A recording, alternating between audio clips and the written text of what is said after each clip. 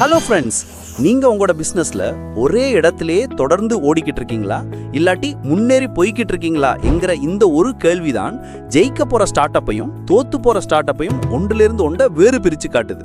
Hollywood படத்துல காட்டுற மாதிரி ஒரு சூப்பரான ஐடியா வச்சிருக்கிற ஒருத்தர் ஜெயிச்சிருவாருன்னு நாம எல்லோரும் நினைக்கிறோம். ஆனா அது வெறும் 5% தான் உண்மை என்று சொன்னா நம்புவீங்களா? அதாவது மீதி 95% தான் உங்களோட வெற்றியையும் தோல்வியையும் தீர்மானிக்கிற பகுதியா இருக்கும். சோ இந்த வீடியோல உங்க பிசினஸ் பத்திய உண்மையை கண்டறிய உதவுற, அதாவது நீங்க போற பாதையிலேயே போறதா இல்லாக்கி பாதையை மாத்தணுமாங்கிற முடிவை எடுக்கிறதுக்கு உங்களுக்கு உதவ போற இனோவேஷன் அக்கவுண்டிங் சிஸ்டமை பத்தி பார்ப்போம். அதுக்கு முதல் ஏன் ட்ரெடிஷனல் அக்கவுண்டிங் மெத்தட் ஸ்டார்ட் அப்ஸ்களுக்கு உதவாது என்று பார்ப்போம். நீங்க ஒரு புது மொபைல் ஆப்பை மார்க்கெட்டுக்கு லான்ச் பண்ணிருக்கீங்கன்னு கற்பனை பண்ணிக்கோங்க. முதல் மாசமே 10,000 பேர் சைன் அப் பண்ணிட்டாங்க. உங்க டீம் மிகப்பெரிய கொண்டாட்டத்தில் இருக்கு. நம்பர்ஸ் எல்லாம் ஏறி க்ரோத் கிராஃப் தொடர்ந்து கூடிக்கிட்டே இருக்கு.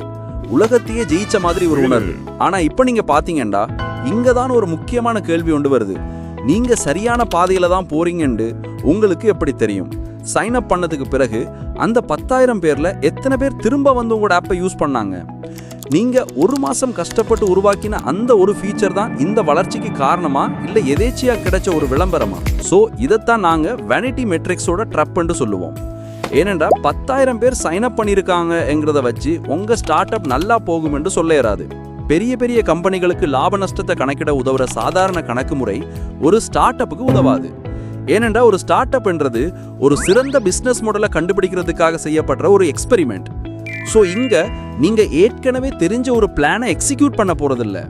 அதனால ஒரு ஸ்டார்ட் அப்பா சஸ்டைனபிளான ஒரு பிளானை கண்டுபிடிக்கிறது தான் உங்களோட கோலா இருக்கும். ஸோ அதுக்குத்தான் உங்களுக்கு உங்களோட ஸ்டார்ட் அப்போட ஒத்து போற, அதாவது லேர்னிங்குக்கும் டிஸ்கவரிக்கும் உதவுற மாதிரி ஒரு வித்தியாசமான அக்கவுண்டிங் மெத்தட் தேவைப்படுது. ஆகவே இங்க தான் இனோவேஷன் அக்கவுண்டிங் உள்ள வருது. ஸோ இந்த இனோவேஷன் அக்கவுண்டிங்ல 3 ஸ்டெப்ஸ் இருக்குது. அதுல முதலாவதும் முக்கியமானதுமான ஸ்டெப் பேஸ் லைனை எஸ்டாப்ளிஷ் பண்றது.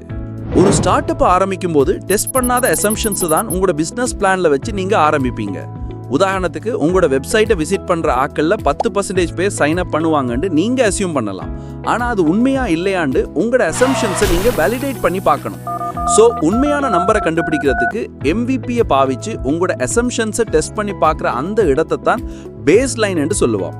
இது உங்களோட ஸ்டார்ட் அப்போட சக்சஸுக்கு மிகவும் முக்கியமான ஒரு ஸ்டெப்பா இருக்கும். உதாரணத்துக்கு ஸ்மோக் டெஸ்ட்டை பாருங்க. நீங்க ஒரு ஹை எண்ட் ஸ்மார்ட் காஃபி மேக்கரை விற்க விரும்புறீங்கன்னு வச்சுப்போம். தொடக்கத்துல முழு மிஷினையும் உருவாக்குறதுக்கு பதிலா நீங்க ஒரு அழகான லேண்டிங் பேஜ் MVP-யை உருவாக்குறீங்கன்னு வைங்க. அந்த பேஜ்ல ஒரு வீடியோவும் $299 இப்போதே முன்பதிவு செய்யுங்கள் என்றும் ஒரு பட்டனும் இருக்குது. ஆனா உண்மையில பாத்தீங்கன்னா அந்த பொருள் இன்னும் தயாராகவே இல்லை. இதைத்தான் ஸ்மோக் டெஸ்ட் என்று சொல்லுவோம். இப்ப நீங்க தொடக்கத்துல அசியூம் பண்றீங்க உங்களோட பேஜை விசிட் பண்ற ஆட்கள்ல 5% பேர் அந்த புது ஸ்மார்ட் காஃபி மேக்கரை ப்ரீயோட பண்ணுவாங்கண்டு. ஆனா 1000 பேர் உங்களோட பேஜுக்கு வெறும் 2 பேர் மட்டும் ப்ரீயோட பட்டனை கிளிக் பண்ணினா உங்களோட கன்வர்ஷன் நீங்க நினைச்ச 5% இருக்காது. அது வெறும் 0.2% தான் இருக்கும். இது ஒரு மோசமான நம்பரா இருக்கலாம், ஆனா இதுதான் உண்மை. ஆனா என்னதான் இருந்தாலும் இப்ப உங்ககிட்ட ஒரு உண்மையான தரவு அடிப்படையிலான ஸ்டார்டிங் பாயிண்ட் இருக்குது. சோ இதுதான் உங்களோட பேஸ் லைன். இப்போ உங்களுக்கு உங்களோட ஸ்டார்ட் அப்போட பேஸ் லைன் என்னன்னு தெரியும். ஸோ இனிமேல் நீங்க அசியூம் பண்றதை நிப்பாட்டிட்டு இம்ப்ரூவ் பண்ண தொடங்கணும். ஸோ இதைத்தான் 2வது ஸ்டெப் சொல்லுது, அதாவது டியூன் த என்ஜின். ஆகவே இங்க இருந்து நீங்க செய்யற ஒவ்வொரு விஷயமும், அதாவது ஒவ்வொரு நியூ ஃபீச்சர்ஸும், ஒவ்வொரு மார்க்கெட்டிங் கேம்பெயின்ஸும், ஒவ்வொரு டிசைன் சேஞ்சும் உங்களோட பிசினஸ் மாடலோட முக்கிய காரணிகளை, அதாவது நாங்க முன்னுக்கு கண்டுபிடிச்ச அந்த 0.2% கன்வர்ஷன் ரேட்டை மேம்படுத்துறதுக்கான ஒரு தெளிவான எக்ஸ்பெரிமெண்டா இருக்கணும். சோ அந்த எக்ஸ்பெரிமெண்ட்டை எப்படி செய்யறதுன்னு ஒரு ஸ்பிளிட் டெஸ்டிங் உதாரணம் மூலமா பார்ப்போம். அதுக்கு நாங்க ஆரம்பத்துல பார்த்த ஸ்மார்ட் காஃபி மேக்கர் வெப்சைட்டையே எடுப்போம். அதுல உங்களோட ஆக்சுவல் பேஸ் லைன் 0.2% தான் இருந்துச்சு. சோ அதை நீங்க அதிகப்படுத்துறதுக்கு உங்களோட லேண்டிங் பேஜோட 2 வெர்ஷனை உருவாக்கி பார்க்கலாம். முதலாவது வெர்ஷனுக்கு the future of coffee is here என்றும், 2வது வெர்ஷனுக்கு never drink a bad cup of coffee again என்ற ஹெட்லைன் வச்சு ரிலீஸ் பண்ணுங்க. பிறகு உங்களோட மொத்த டிராஃபிக்ல பாதி பேரை முதலாவது வெர்ஷனுக்கும் மிச்ச பாதி பேரை 2வது வெர்ஷனுக்கும் அனுப்பி டெஸ்ட் பண்ணி பார்க்கலாம்.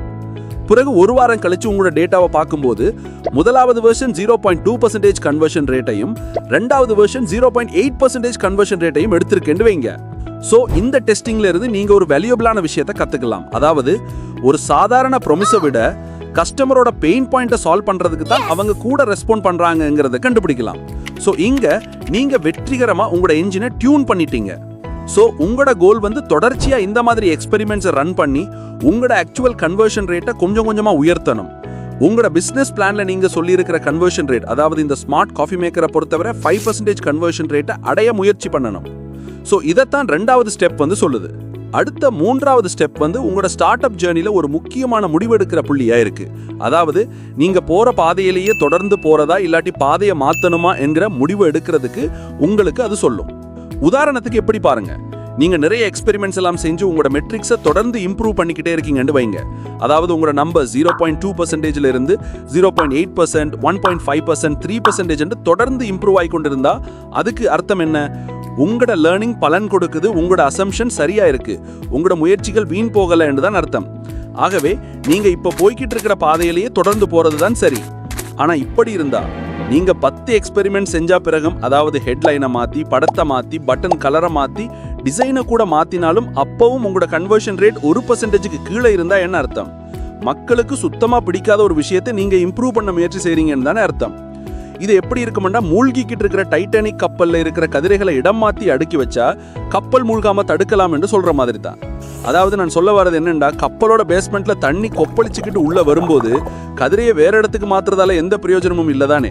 ஸோ இங்க தான் நீங்க உங்களோட ஸ்ட்ராட்டஜியை மாத்தணும். அதாவது நீங்க போற பாதையை வந்து மாத்தணும். பிவோட் பண்றது தோல்வி இல்லை, அது நீங்க கத்துக்கிட்டதை வச்சு உங்களோட பாதையை புத்திசாலித்தனமா மாத்திக்கிறது. சரி, இதுக்கு ஒரு நல்ல உதாரணம் பார்த்தோம்னா அந்த ஸ்மார்ட் காஃபி மேக்கரையே எடுங்க. நீங்க எவ்வளவுதான் மார்க்கெட்டிங் செஞ்சாலும் $299 கொடுத்து அந்த மெஷினை ப்ரீஆர்டர் பண்றதுக்கு மக்கள் தயாரா இல்லைன்னு உங்களுக்கு டேட்டா காட்டுதுன்னு வைங்க. ஸோ அது ஏனென்று கஸ்டமர்ஸ் கிட்ட பேசும்போது தான் ஒரு உண்மை புரியுது.